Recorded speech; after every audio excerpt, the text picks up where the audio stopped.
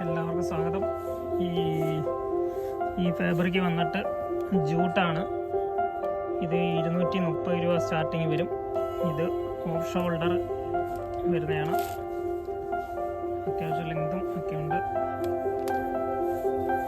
അടുത്ത കളറ്